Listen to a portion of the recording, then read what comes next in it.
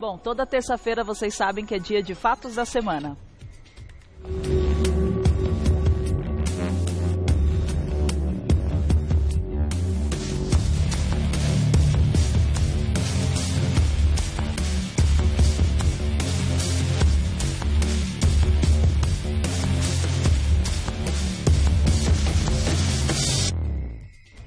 No início do ano, assim como planejamos a nossa vida financeira, os brasileiros também querem saber como ficarão as contas do governo em 2018. 2017 foi marcado pela tentativa do governo em equilibrar suas contas. Com um rombo previsto inicialmente em 159 bilhões de reais, o governo conseguiu respirar aliviado no final do ano, quando economistas reduziram a estimativa do déficit primário para 156 bilhões de reais. Esse déficit ocorre quando os gastos do governo superam a arrecadação com impostos e tributos. Mas o alívio durou pouco. O ano de 2017 bateu recorde no número de liberação de emendas a parlamentares. Ao todo, foram cerca de 10 bilhões de reais liberados, um crescimento de 48% em relação ao ano anterior. E agora, em 2018, os gastos públicos continuam chamando a atenção. O fundo eleitoral aprovado no ano passado e criado para bancar as campanhas políticas com recursos do governo retirou mais de 400 milhões de reais destinados à saúde e educação. E como ficarão as contas do governo e o uso das suas verbas este ano é o que vamos falar hoje no Revista da Cidade. E como sempre, ele aqui, o Dr. Eduardo Leite, tudo bem? Bom dia! Bom dia! Um excelente 2018 para você, para a equipe, para o nosso diretor e para todos os telespectadores que nos acompanham. Claro, feliz ano novo. 2017, espero que eles nos acompanhem agora em 2018. Também, sempre, né? E também atualizando essas informações, que na verdade a gente fica tão preocupado, tanta coisa aconteceu em 2017 que o brasileiro ficou tão sem esperanças. É um ano atípico, né, Marisa? É um ano atípico, é um ano que a gente tem que redobrar as nossas atenções, né? É um ano eleitoral, sobretudo. Sim. É um ano que o Brasil pode se transformar, pode atingir essa transformação que o Brasil precisa, que a nação precisa, sobretudo os brasileiros, né, para ter uma tranquilidade, e nada melhor do que começar pelas finanças, né? Sim, pelo não amor. só as nossas finanças, mas sobretudo as finanças do governo, porque as finanças do governo diz respeito ao nosso bolso. A do coletivo é todo, óbvio, claro. atinge diretamente ao nosso bolso, porque nós que pagamos as contas. Claro, com certeza. E o que a gente pode esperar nesse cenário político para 2018 em relação à economia? Olha, vai ser um ano difícil, não vai ser um ano fácil, assim como em 2017. É um ano de muita gastança, né? Um ano eleitoral, como toda vez que acontece uma eleição, os gastos acabam extrapolando. E eu acho que 2018, com essas aprovações que ocorreram, com esse rombo que aconteceu de 150 e poucos bilhões, ou seja, o cheque especial, né, o cheque especial do governo foi exatamente esse rombo que aconteceu. Esse rombo, ele é originado em função da arrecadação dos tributos ser menor do que as despesas do governo. E por mais que tenham tentado, obviamente havia uma previsibilidade em relação a esse rombo de 150 e poucos milhões. Bilhões. Tá? Muito dinheiro, gente. Marise, o problema é o seguinte: hoje a estrutura do Estado, ela está excessivamente inchada, e isso veio acontecendo principalmente nessa última década. Esses programas sociais, obviamente, ajudaram e contribuíram, apesar de ser programas importantes, necessários, né, porque você tira uma camada da população da miséria e insere num outro contexto da oportunidade. Insere na sociedade, sobretudo, né, em matéria de consumo, aquela coisa toda, mas mesmo com esses programas de governo, ele não foi o suficiente para poder manter esse aquecimento do consumo. Consequentemente, o que ocorreu?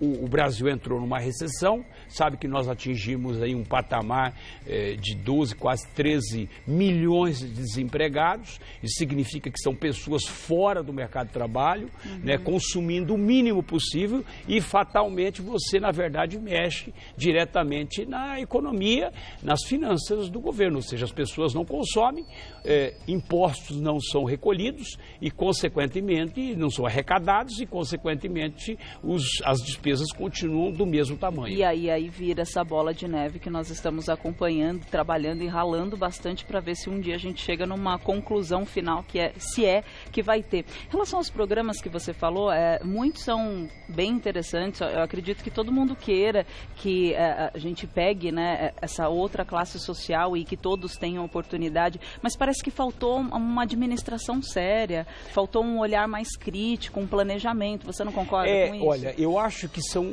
questões pontuais, tá? Primeiro, é a questão de gestão. Eu acho que, antes mesmo da gestão, eu acho que algo que nós precisamos, e eu venho insistindo muito, é a questão da corrupção no país. Ou seja, se você for pensar, o que aconteceu com a Petrobras, por exemplo, foi o maior roubo, não é rombo, é o maior roubo da história. Não se tem outro conhecimento na história. A gente não está falando do país, a gente está falando da humanidade. A nível mundial. Então foi o maior roubo que aconteceu. Isso, obviamente, desequilibra qualquer governo, né? Além disso, eu acho que outras questões também que foram importantes. Subsídios de empresas que tinham saúde e poderiam andar com as próprias pernas. Subsídios e financiamentos de programas fora do país, né, de países socialistas, países que têm uma política de esquerda, sobretudo, que agora não estão honrando com os seus financiamentos que ocorreram, né? Construção, por exemplo, de aeroportos e de portos fora do Brasil, subsidiado pelo governo brasileiro, isso, obviamente, atinge. Então, quem está pagando essa conta, efetivamente, somos nós, os brasileiros. A população. E, consequentemente, parece que não, mas essa conta também está sendo paga por aquelas pessoas que recebem e que muitas deixaram de receber Bolsa Família, deixaram de receber esses programas sociais, porque quando o rombo acontece, o rombo somado ao roubo acontece, é evidente que você precisa mexer na gestão. A gente pode até melhorar quando o crime acontece, né? Porque então, bem isso. Na minha percepção, é o que eu sempre digo, o principal ponto nesse país é a questão da corrupção. Se você não acabar com a corrupção, né, ou diminuir a corrupção de forma substancial,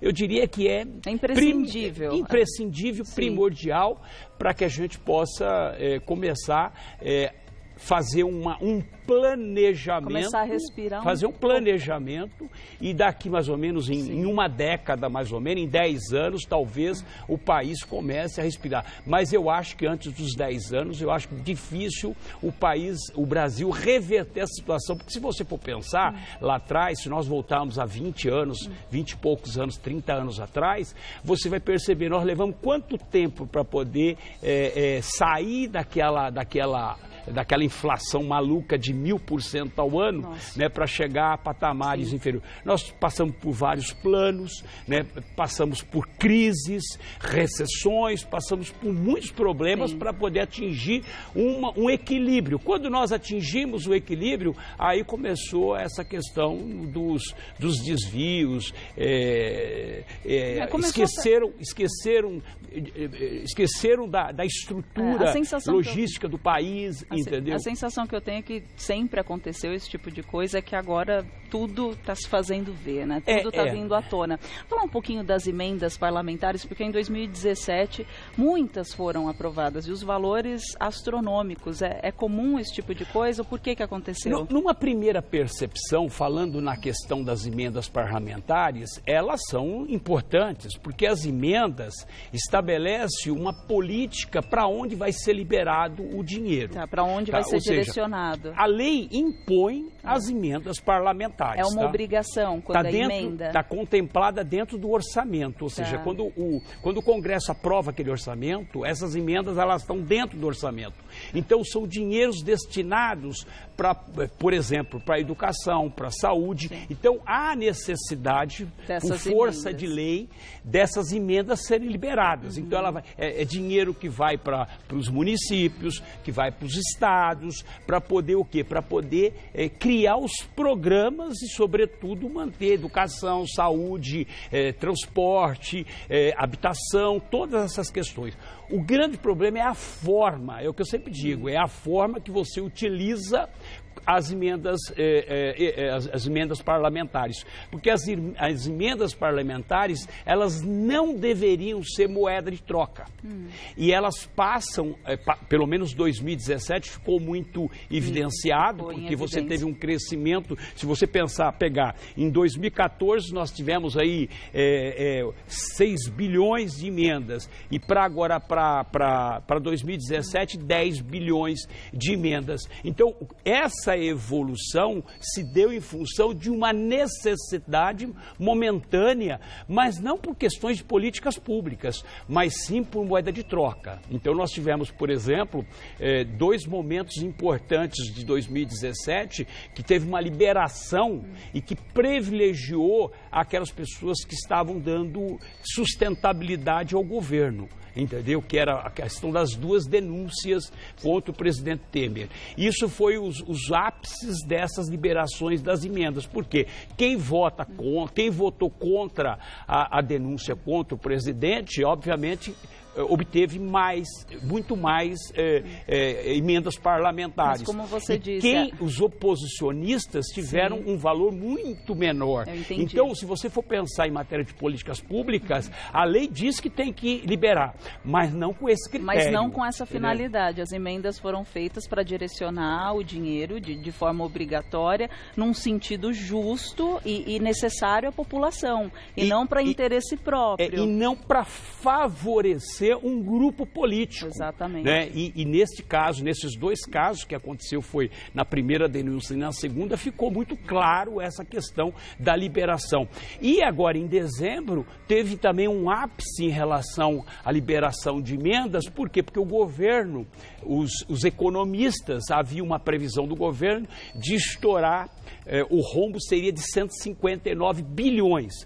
Como chegou em dezembro, esse rombo caiu para 156 bilhões, o que aconteceu? O governo foi lá e liberou mais 2 bilhões e pouco de emendas por conta da segunda denúncia contra o presidente. Então, as emendas parlamentares, elas não podem ser moedas de troca. De forma elas alguma. Têm que ser de acordo com a necessidade e de acordo com as políticas públicas regionais. Cada estado, cada município, ela tem que ter para fazer infraestrutura, para construir uma ponte, para poder dar dinheiro da população, para a educação, para a saúde, que são essenciais. E tem uma questão muito importante: quando você aprova o orçamento, tem moedas já carimbadas, ou seja, então dinheiro para a educação, dinheiro para a saúde são moedas carimbadas, dinheiro que tem que ser... Tanto é verdade que agora, recentemente, no Rio Grande do Norte, tentaram utilizar o dinheiro, esse é um bom exemplo, tentar utilizar 200 milhões para pagar as folhas de pagamento dos policiais militares e civis, e esses 200 milhões iria sair da saúde. Aí o Ministério Público, o que ele fez? Foi lá, entrou com uma ação e bloqueou essa liberação do dinheiro, porque ia sair da saúde para pagar a folha de pagamento atrasada do Rio Grande do Norte. Tá? E aí a Justiça foi lá e impediu que fosse utilizada. Então isso é moeda carimbada. Dinheiro destinado à saúde e à educação é dinheiro com moeda carimbada. Até você falou isso do dinheiro que é destinado à saúde, à educação. Nós tivemos uma boa parte desse dinheiro que seria direcionado a setores importantíssimos, imprescindíveis na nossa vida, na vida da população, que foram direcionadas para o fundo eleitoral. Isso aconteceu em 2017.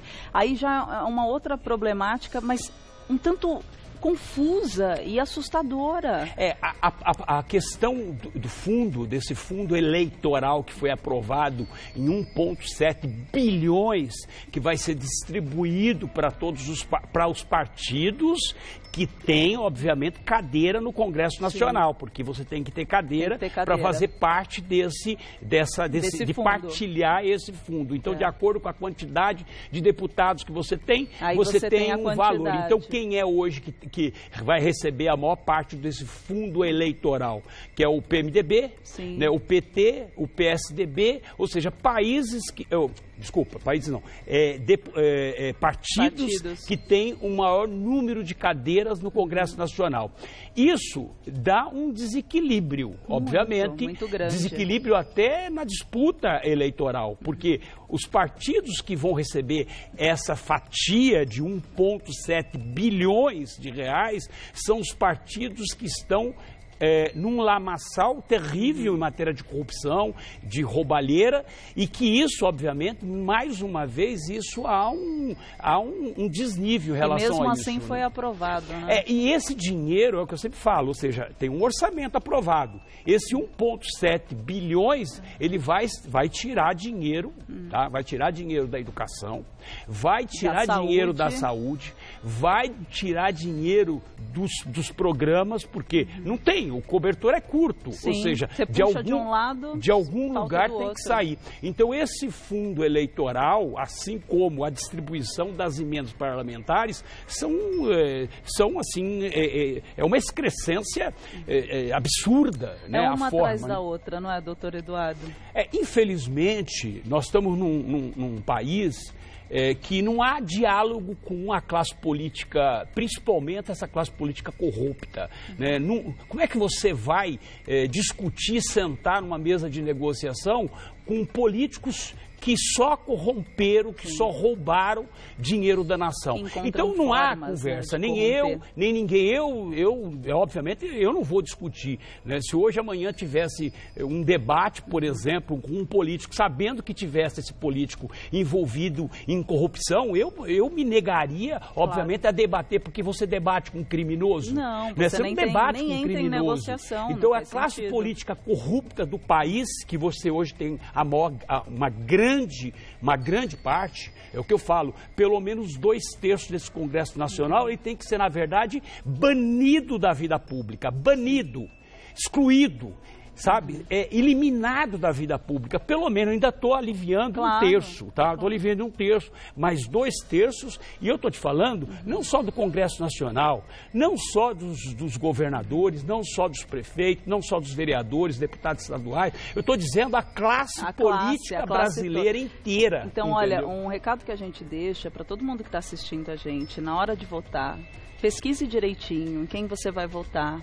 Preste atenção, veja a índole, veja o histórico, não saia votando assim à torta e direita. A gente tem que ter inteligência e sabedoria na hora de votar, então prestem atenção nisso. E principalmente agora, viu, porque o financiamento da eleição de 2018 é financiamento público, é o financiamento de cada cidadão. De cada seu dinheiro, é meu dinheiro, é o dinheiro do telespectador, é o nosso dinheiro que está financiando. Então, quando você vota mal, você está, na verdade, estimulando que a corrupção permaneça. Claro, com certeza. Então é o que eu sempre digo, mais do que o voto consciente, é o voto responsável. Com certeza. Doutor Eduardo, muito obrigada. Eu espero um dia sentar aqui e falar coisas incríveis no processo administrativo, que o governo saia dessa situação e que a população também volte a crescer. É isso que eu mais espero. Mas um dia a gente chega lá. Vou te contar um detalhe. Eu fui professor de direito administrativo, de administração pública. Então a gente tem um pouco de conhecimento em relação à questão de administração pública. Você tem conhecimento, você sabe. Mas um dia a gente chega lá. Quem quiser conversar com o Dr. Eduardo Leite é lá no Facebook, facebook.com/Eduardo César Leite. Muito obrigada. Um excelente 2018 para todos e que possamos, obviamente, ter um ano melhor do que 2017. A gente torce, se Obrigado, esforça. Um beijo para todos. Obrigada, Tchau. querido.